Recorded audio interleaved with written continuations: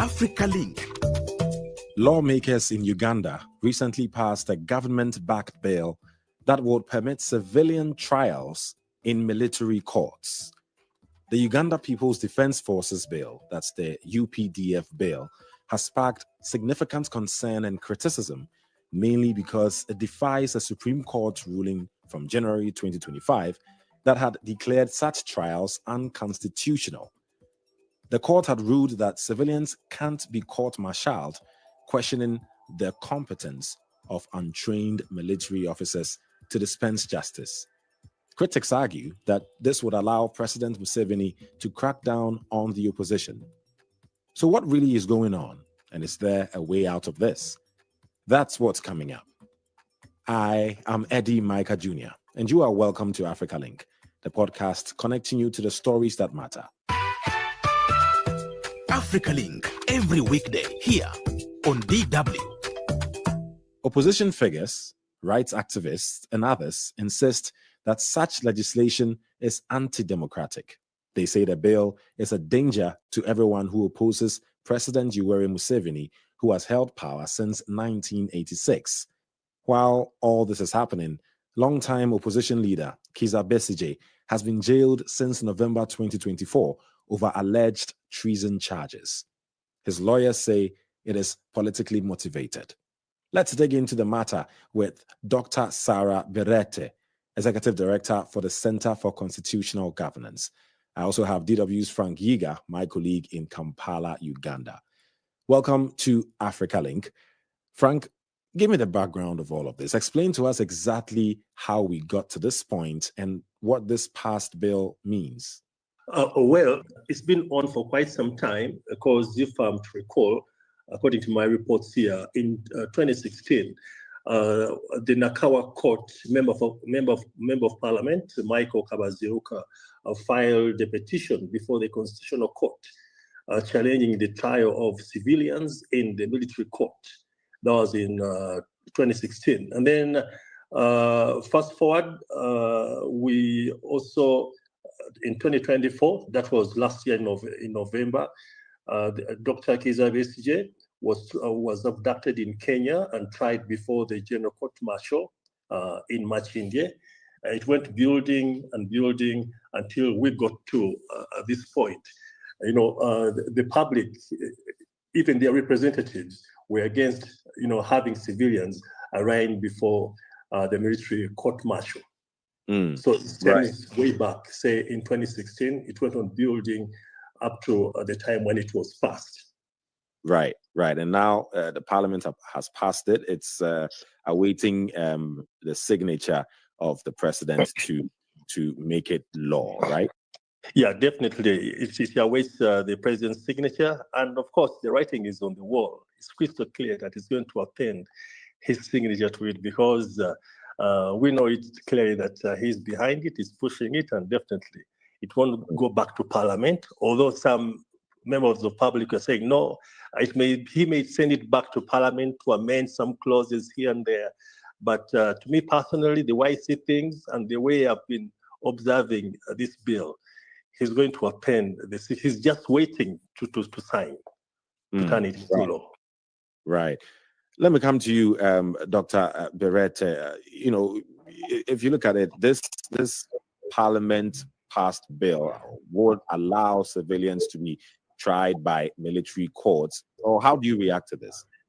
Well, it's very unfortunate that the parliament reenacted repealed clauses of the UPDF Principal Act because the controversy surrounding the trial of civilians in court martial was challenged in court 3 times. The Supreme Court, in no uncertain terms, held that it's unconstitutional to try civilians in military courts. And the Constitutional Court gave, advisory orders to government on how to professionalize military courts for service offenses and for the discipline and conduct of people who have voluntarily subject themselves to military law, and those are soldiers. but the overreach of the executive to encroach on the mandate of the judiciary and bring civilians under their armpit and military jurisdiction is really depressing to us as citizens, and it jeopardizes the status of civil and political rights of citizens, especially those in active politics that are foreign victims of military trials in previously. Right. There are some that will say that there's been some amendments made, and isn't it Parliament's right to actually, pass bills, amend and sort of pass bills, and that's what they are doing. What's your response to that?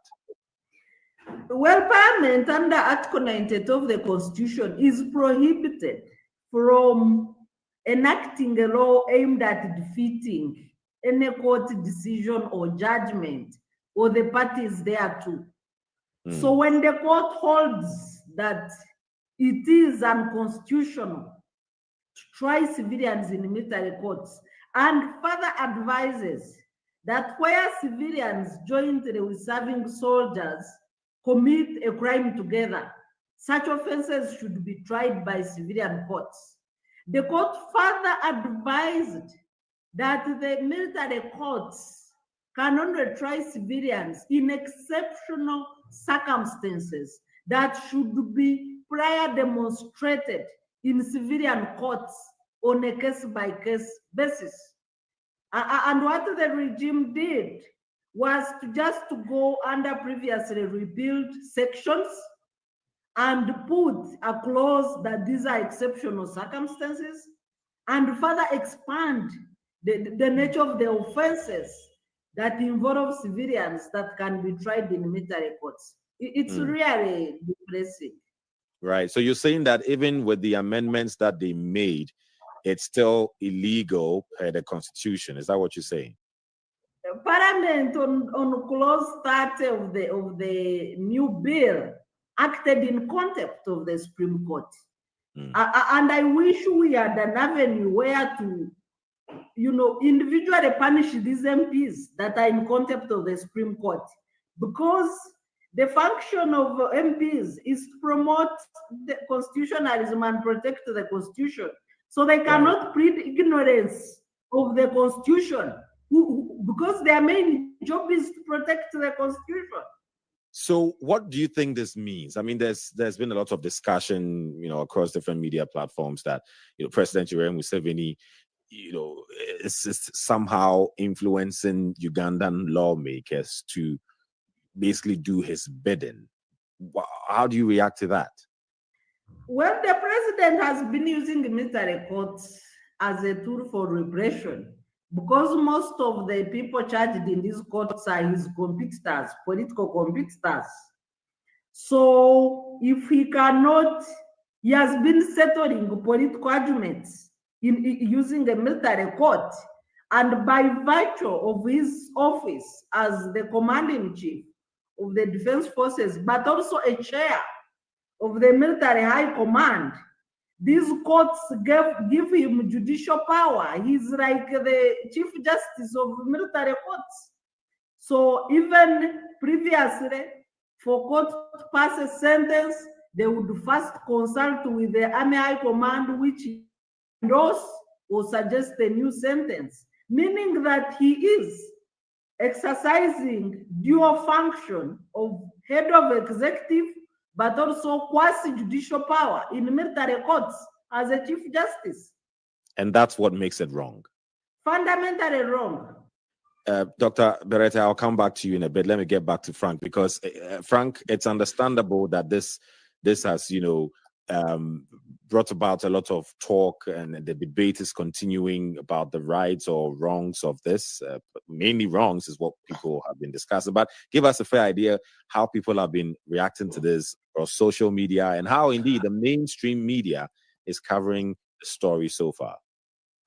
Well, to begin with, social media was awash with the reports on the UPDF amendment bill. It was the lead conversation on all platforms. The reports have been building up for quite some time, started last week actually, And then they went on following, posting, uploading stories. And then the people I talked to, and maybe the reports I kept seeing on social media, people were so bitter. They were on tension, they were worried, and others in fear that some clauses in the act, in the bill will definitely make them likely criminals to face the military court. Many people are still wondering about the contentious clause in the act, in the bill, which says exceptional circumstances that qualify civilians to be tried in military courts. They also fail to interpret what should be considered a military attire. It could be the shoes. Remember, soldiers have different types of shoes.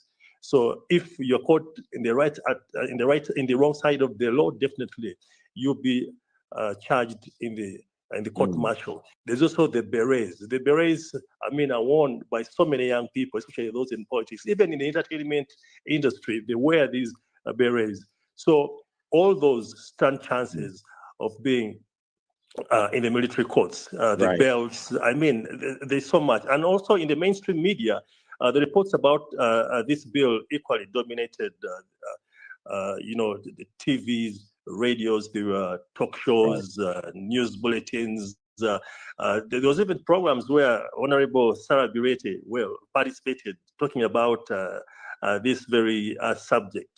And people were generally worried that how is this bill going to operate? What chances do they have for safety? Right. Talking about people being worried, supporters of Bobi Wine, leader of Uganda's main opposition party, as a National Unity Platform, NUP, they say that the new government will target them because of their red berets. You touched on it a bit earlier, and their uniforms. Tell us more about their concerns. National Unity Platform have their party uniform of color red, and sometimes they wear red berets. The army claims that the berets are similar to those of the military police. The black shoes and the designs of the Bobi Wine's party uniform make it similar to those of the military uniform. So in 2020, if I'm take you back, a total of 41 supporters of National Unity Platform were arrested in a security raid and remanded for allegedly possessing military fatigues. The army has strongly come out many times to remind them and warn them against the red berets.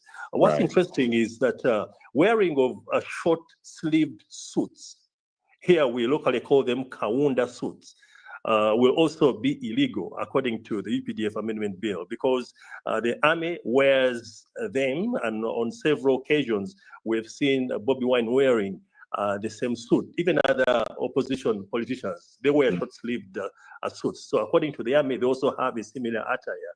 So when you're found wearing such, you're likely to be charged in the military court. So that makes him a target, or makes them targets, those in opposition, because according to the bill, it resembles the army uniform. So that's what the NUP and Bobi Wine are worried of. Right. It's understandable what the concerns are. If you just joined us, you're listening to the Africa Link podcast. Well, recently, Uganda's parliament passed an amended law that permits military tribunals to try civilians. And this has prompted protests from the opposition, who say the move violated a Supreme Court ruling in January that banned such trials. Let me come to you, Dr. Bireete. How would you describe the Museveni of 1986, right, when he took power and portrayed himself as a true believer in constitutionalism, compared to the Museveni of today? You know, we're talking about him being in power now for 40 years. Well, absolute power corrupts, and the excessive absolute power really goes beyond corrupting. I think the two personalities are completely different. First of all, we have the Museveni of 1986 was a youthful leader at 42 years. very vigilant, courageous, and his mind and soul spoke the soul of the nation. After so many years in power with so many excesses and impunity, the current Museveni is leading only through intimidation, fear, or bribery. We have an election coming up. He will dish out a lot of money. This very amendment was purchased with 100 million bribe, dished out by his office, confirmed in his own writing that he's bribing legislators. The removal of presidential safeguards that could have taken him out of power were removed after bribery by himself. So you cannot compare the two leaders. He has lost legitimacy, but he has also lost control of the state. Whereas he kept himself in power through micromanaging, now that efficiency to micromanage has collapsed through advanced age.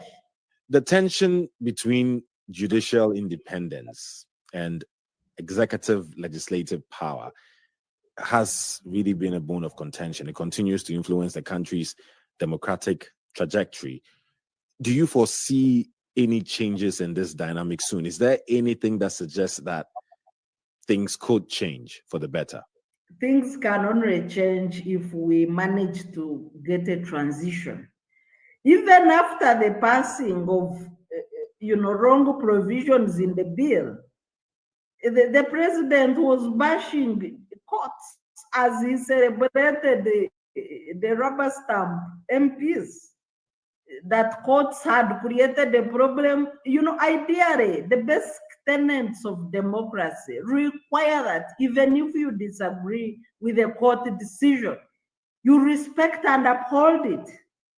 But the continuous attacks on the judiciary, where the majority decision in 5-2 ruled that it's unconstitutional to try civilians in court martial.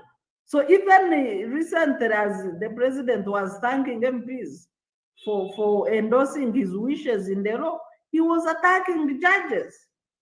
Dr. Bireete, I'll be coming to you in a bit to wrap it up. But as part of wrapping it up, let me stick with you, Frank, because now, as you say, you feel that this bill is going to be signed by President Museveni, and then it will become law. Is there any way to prevent that from happening, in your opinion? What happens next? What happens next now? Well, what happens next now is to go by the flow. Whatever he decides will definitely happen, because the judges appointed by the president, he has influence. So I don't think there will be, we stand any chance of having this reversed. Right. Dr. Bireete, you have the final words. Is it as Frank is saying that there really is no hope? Is there any way to overturn this? What happens next? Well, I think the Supreme Court legally cannot, swallow their own words. They have already set a precedent.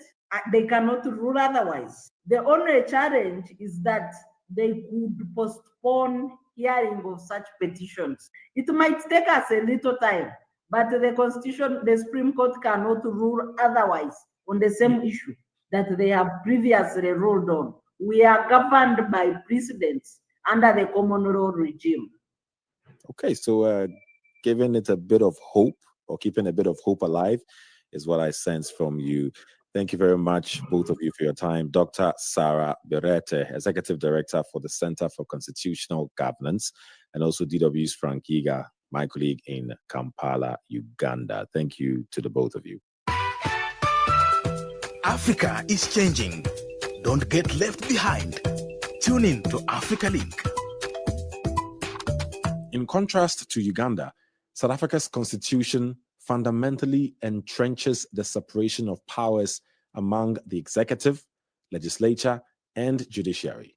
A notable characteristic of South African politics is the impressive collaboration among its diverse political parties. Despite ideological differences, they frequently transcend disagreements to pass legislation that directly benefits the nation's citizens, thereby showcasing the political system's inherent strength and stability. To provide further insight, I have invited our correspondent, Nontoko Zumchunu, who is currently in Cape Town, South Africa. Hello, Nonto. So, how does South Africa's parliament exercise its oversight role? Well, hi, Eddie. In terms of South Africa practicing its role or oversight role, particularly the parliament, I think we stand at a very, I'd say, different position, in a very different position than Uganda, simply because I think what South Africa has that is still very much at work here is the rule of law. And I think it is, I would dare to say that it is very strong and still pretty much respected. And so each sphere of leadership and power has its checks and balances and its boundaries in terms of how far they can exercise their role and exercise their power as leaders. So obviously the president would have more power. That's why we have a president over other roles such as the ministers and so on and so forth. But there's an accountability aspect to that power, and they can only practice it to a certain extent, and obviously that has to be measured against the constitution, which for us is a very democratic constitution. And so the president can only really go so far in terms of making laws and regulations. Yeah, right. I mean, as a constitution is supposed to be, talking about separation of powers, the executive, the judiciary, the legislature, you believe that is being practiced properly in South Africa overall?